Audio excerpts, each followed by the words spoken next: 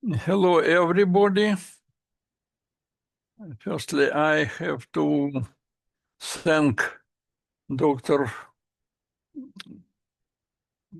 Sven Fuchs for his great efforts to arrange such meeting. And I present the book, New Methods of Experimental Geothermics and the Application Results. And one of other authors, Dr. Evgeny Chikhonin, participate with me in the meeting also.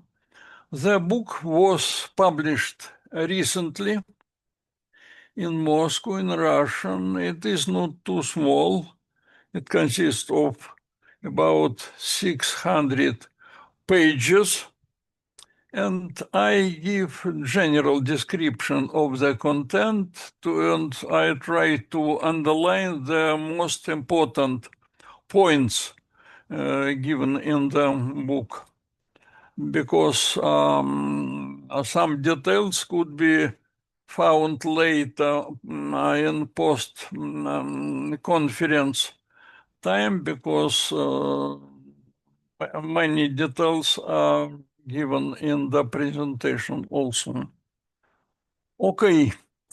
Official annotation is given here. It could be read later, but I would characterize the principal content of the book using keywords. Non-destructive measurements of thermal properties on full core samples belongs to the key points of the content. Continuous thermal conductivity logging, thermal core logging. The next point, advanced methodology of the thermal experiment presented in the book. Vertical variations in geothermal parameters are shown to be very important results of a new methodology. And after numerous experiments, systematic deviations in previous and new data on deep heat flow were established, and vast implementation of the new methodology began, continued now. And the next slide. Here, geography of our practice, of our geothermal experiments in collaboration with researchers from different countries, and our scientific collaboration using educational contacts and so on are characterized here. You see many different wells that were studied with the new methodology within national project or international project. Some part of these wells are the super deep continental scientific wells, including well-known Kola as G3, Ural, KTB in Germany, and other scientific wells were drilled within ICDP project. Some of these wells belong to a category of deep continental scientific wells. Other wells are characterized as parametric, prospecting, and appraisal wells, and so on. And all these contacts, all these experiments were performed during more than 40 years. And if you ask me what kind of new methods of experimental geothermics are described in monograph, these methods, 16 methods, are characterized in this slide, but we showed the most important, critically important methods shown in red color here. First of all, this is optical scanning method that was developed, tested, and widely implemented not only in Russia, in the world also. And varieties of different optical scanning instruments were developed to solve special geothermal and thermal petrophysical goals. Methodology of registration of detailed vertical variations in thermal conductivity and heat flow for every short intervals of 520 meters was developed, suggested, and implemented. Continuous thermal core logging for continuous profiling thermal conductivity on numerous core samples was suggested, implemented, and used widely in geothermal experiments also. Important component of the methodology is the technique for thermal conductivity and volumetric heat capacity measurements at simultaneous influence of temperature and three-component pressure. This technique allows to measure thermal conductivity accounted for anisotropy, heterogeneity of core samples with accounting for porous, confining, and lithological pressure. Technique for determination of rock TC thermal conductivity and volumetric capacity on rock cuttings at formation temperature was developed and widely implemented, and so on, as you can read in this slide now or later. So, what kind of experimental data are described in the monograph? Results obtained from experiments for more than 100 wells studied within our research activity, data of measurements on more than 150,000 leading core samples using developed advanced methodology, application of advanced geothermal methodology for within scientific continental deep drilling program, prospecting and exploration and development of ore deposits, oil and gas fields, and geothermal energy field, and finally, nucleus waste disposal. And accounting for multi-scale rock heterogeneity, micro and macro anisotropy, and influence of formation thermobaric conditions is provided within the methodology as the important results of implementation of this methodology. I would mention systematic essential vertical variations in heat flow established in all our experiment, and very important, the systematic significant discrepancy of previous and new data on deep heat flow as the results of the experiment was established. Also, that influence very much on geothermal community during this time interval that was discussed during many years within our International Heat Flow Commission meetings and many international conferences. Below, I characterize content of the monograph, and you are able to read in details later, but in blue color, we prefer to show, to underline the most important sections and chapters of the monograph, such as typical problems of traditional method of experimental geothermics, These problems are characterized in details in the monograph. The development of thermal petrophysics as an important stage in evolution of fundamental and applied geothermics, and the need and possibilities for detailed registration of vertical variations in heat flow.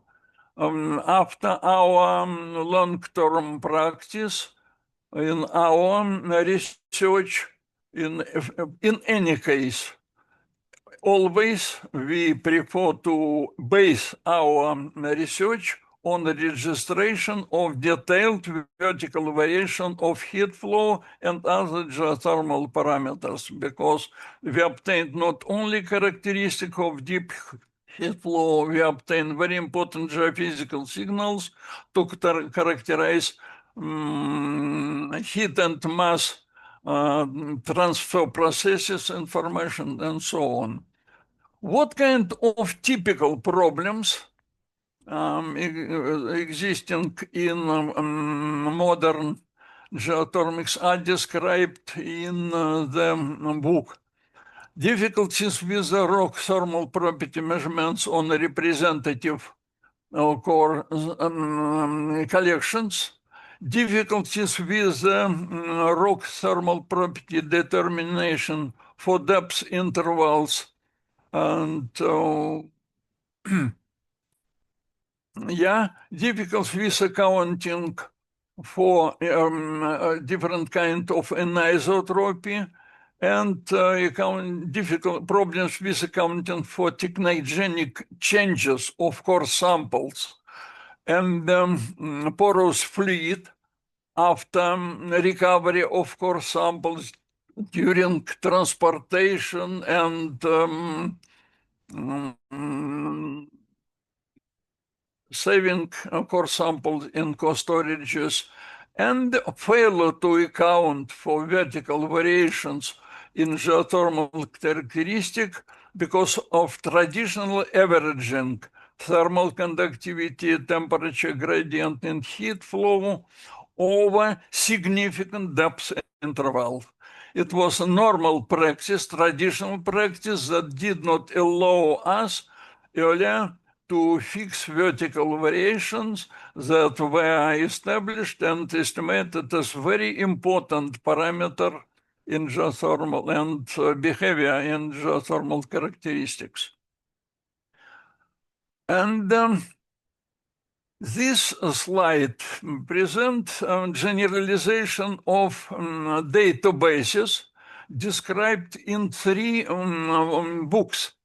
Books published by Professor Golovanova for Southern Ural, similar database describing the geothermal parameters of Southern Siberia by Professor Duchkov, and the third plot demonstrates characterization of situation with experiments on core samples in Germany.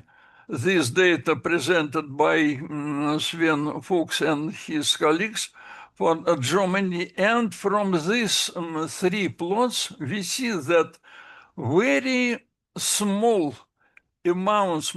number of core sample used for measurements of thermal conductivity is typical during a long time in geothermics. You see that for Southern Urals, average amount of core sample is 26.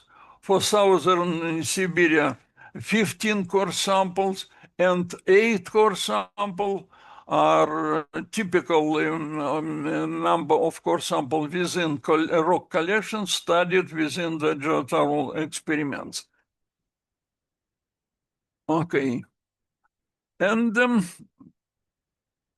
the next slide demonstrates examples of traditional neglecting in vertical variations in heat flow the left plot demonstrate that only few percent of studied wells were studied with differentiation of geothermal parameters, including heat flow, and about 2% for Southern Ural, 0 for Southern Siberia, about 5% of wells were studied with differentiation of geothermal parameters along the well, and 34%, not so bad for Belarus.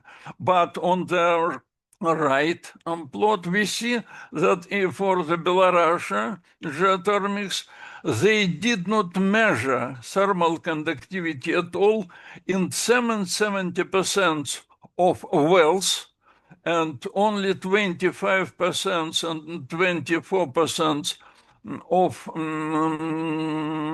wells were studied with real thermal conductivity measurements for southern Urals and southern Siberia, and only 42% of wells were studied in Germany with measurements of thermal conductivity.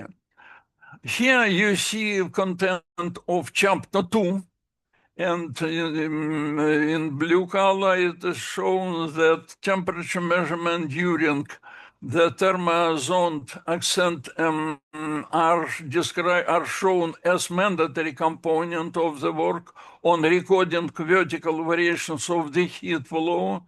It is in contradiction with normal practice when experimentators prefer to study to measure temperature, to determine temperature gradient using downward movement of temperature tool.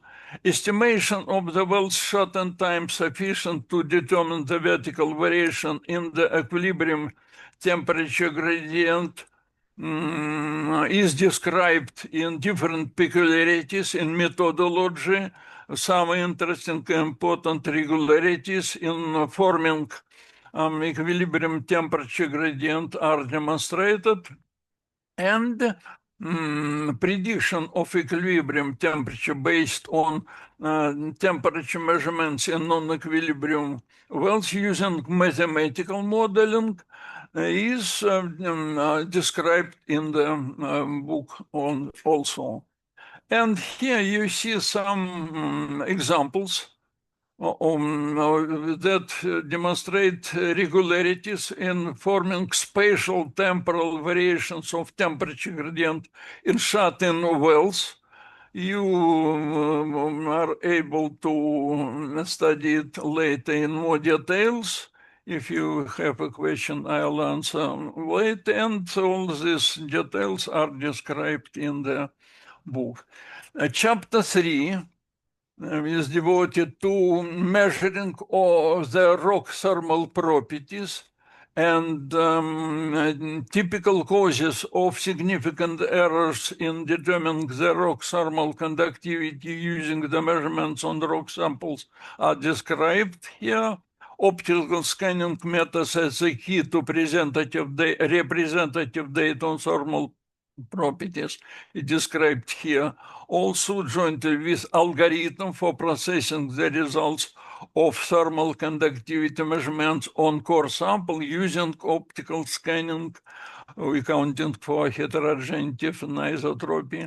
And very important that in numerous cases of international testing of method instruments for measurements of rock thermal conductivity, results of this international testing are described here.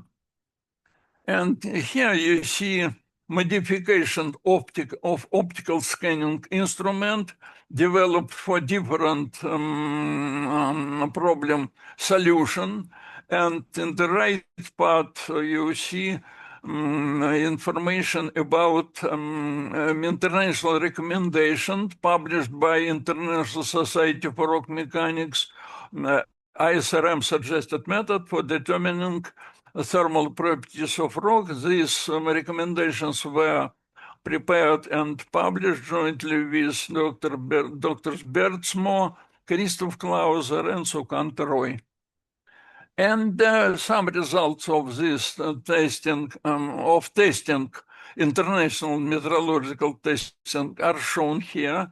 And you see that direct comparison with KTB lab and Geological Survey USA gave excellent coincidence, but in other cases, when we studied quality of the measurements in different international laboratories during international meeting in test, it was direct experiment, we established not so good quality of similar results. And you see that in 64% results are outside range, plus minus 10%. Average deviation was 26%, and maximum deviation was huge, about 95%. And the next chapter, part of this chapter is characterized here. And it is shown here that research of core sample using continuous thermal core profiling should be considered as a necessary stage in geothermal studies of formation, if it's possible, and the measurements on rock thermal properties on standard core plugs in addition to studying the full-size cores. Methodology was developed and used widely, implemented, and other peculiarities are described in this part of the chapter. You see here characterization of results obtained from continuous thermal core logging. For detailed rock formation characterization, every time we have three types of information. Profiling of thermal properties for every core sample under study. We have continuous thermal conductivity and volumetric heat capacity profile along every well studied with similar methodology. And after statistical processing, we obtained logs in thermal conductivity, volumetric heat capacity, anisotropic coefficient, and in homogeneity factor. So, example of similar practice is demonstrated here for Usinskaya heavy oil field, and many other similar examples are given in the monograph. And the last part of chapter 3 is characterized here. And method for determining thermal conductivity of rocks by measuring on core cuttings at atmospheric and reservoir temperatures is described here.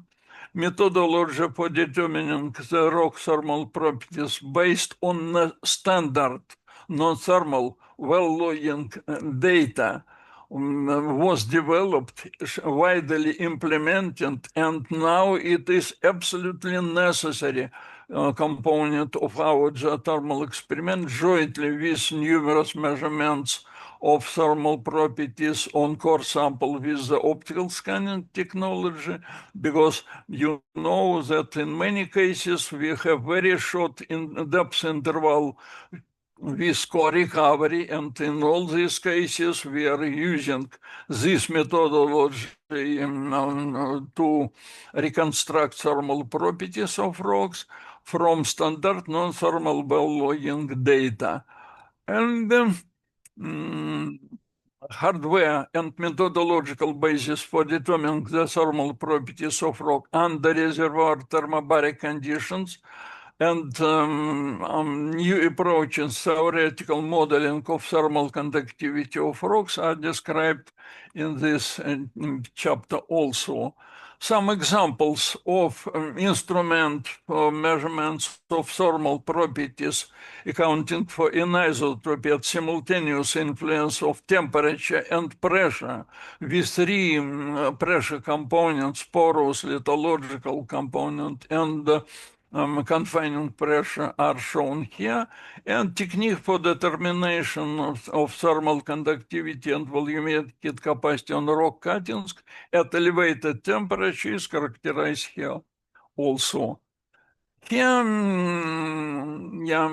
here the technique for well log-based predicting rock thermal properties is characterized in details. If you have some questions, we give the more detailed description.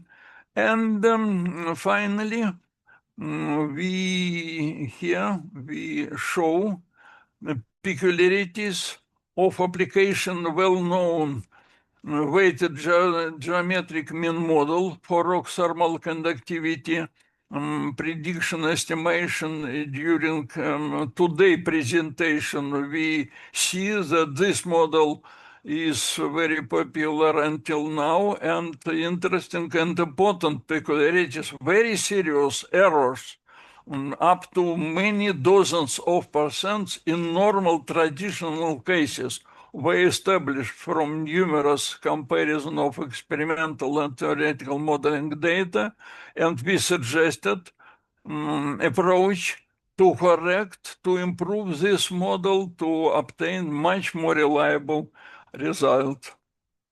This material was published, and now this paper on description of problems with application of this theoretical model is very popular and is among readers of journal. And chapter 4 is characterized here. You see that peculiarities and methodological features of registration of vertical variation of heat flow presented here, and we present new estimates of the heat flow based on previous experimental data when we took into account the vertical variation instead of averaging done by previously by the experiment authors, and take into account the degree of micro and macro anisotropy when determining the equivalent thermal conductivity for target depth interval is shown here as very important component of new methodology, and dependence of the uncertainty in the estimation of the equivalent thermal conductivity of rocks on core sampling step, and resulted influence of such dependence on quality of the heat flow determination is described and shown here.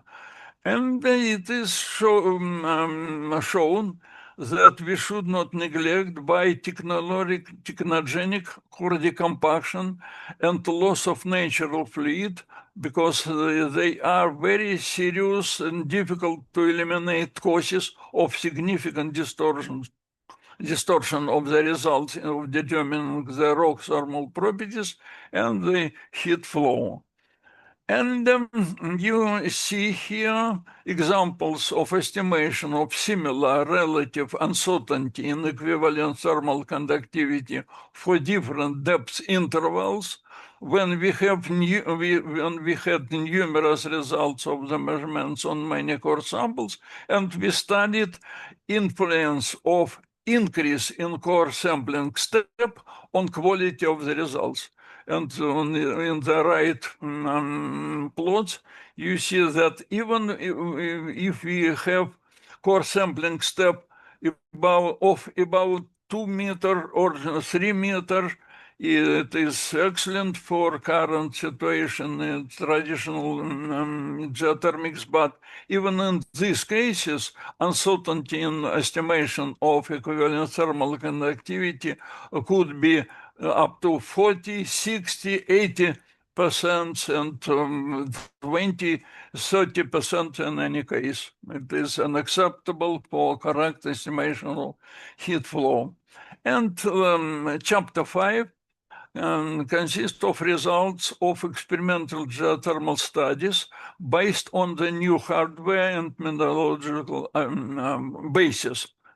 You are able to see different applications, geothermal studies of continental deep and super deep well sections, geothermal study of world major impact structures, studies in West Siberia platform and in oil and gas province and Timana Pechora, and Timana Pechora, and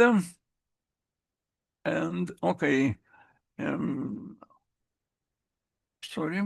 Yeah, here you see three examples of vertical variations in heat flow along different wells, super deep Kola well, super deep Ural well, and parametric Bajan 1 well, when we used the measurements of thermal conductivity on correspondingly more than 8,000 core samples, more than 4,000 core samples for Ural and Bajan well.